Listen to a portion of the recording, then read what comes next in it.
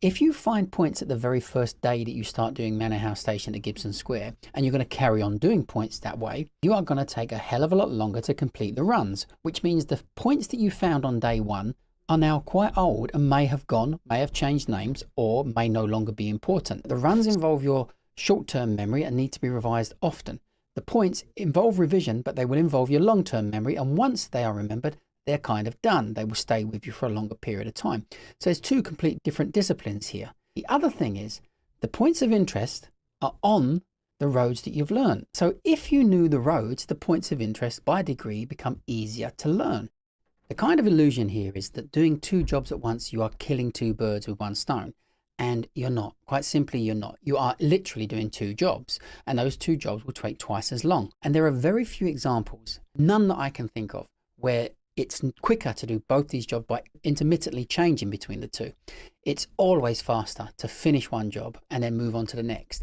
And especially that the second job actually has a foundation that's built upon the first job. So if you knew roads, points are easier to learn. The metaphor we usually use is building a brick wall. You are going to build a brick wall that's 3,500 bricks. Do you lay 50 bricks and then paint those 50 bricks and then lay another 50 bricks and paint those 50 bricks and carry on like that? Or do you build the whole wall and then paint the whole wall? Just think about it for a second, that the fastest way that you're going to achieve the overall goal, is it to do it bit by bit, swapping between the two jobs, or to do one thing completely and then do the other thing that is actually on top of the completed job that is the wall? By separating the two jobs and getting one job done first and then doing the second job after, it is the fastest way to achieve the overall goal. Let's look at the arguments put forward as to why you should do the points when you're doing the runs. One is, it's what TfL suggests you do. Well, that's a suggestion they've always made, and that's the same thing that students who studied the knowledge 50, 60 years ago did. They've always said it. Do the dumbbell system, search the quarter-mile radius. Now, back then they had 468 runs to learn, and they used to complete the knowledge in 7 months completely. So how did they do that? They basically chased the questions that were being asked by the examiners and copied their friends because the questions were the same. Now, sadly, or excitedly, whatever way you want to look at it, the questions now are hard. The amount of questions we have and the amount of points we need to find is much greater than it was then.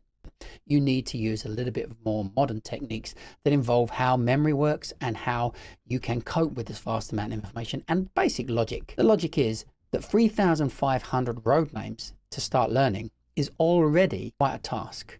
And I'm always shocked when I hear people think that they can actually do something else at the same time.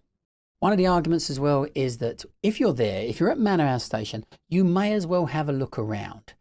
That is such a bad idea, because the run itself you're about to do is you looking around. You are about to do 4 runs. Why do you want to cloud the images that you're going to create of those 4 runs with an area at the start or the finish of that run? You're going to magnify the amount of information you're trying to take on board when already the 4 runs is really difficult to learn.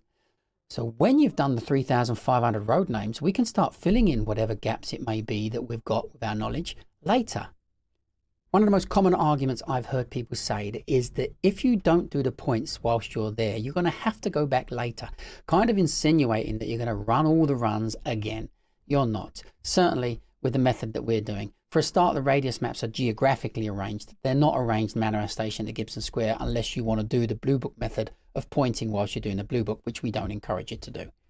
They're geographically arranged. And this idea that you're going to have to go back, as if going back is a hindrance. It's actually an absolute necessity.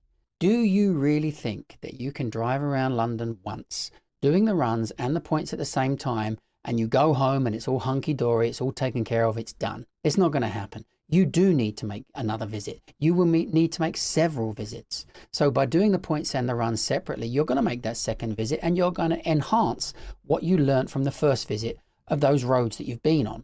But you're going to be finding points that are specific and relevant, and you're going to be finding them based on their geographical position, so that it's going to be very quick to get around and find them.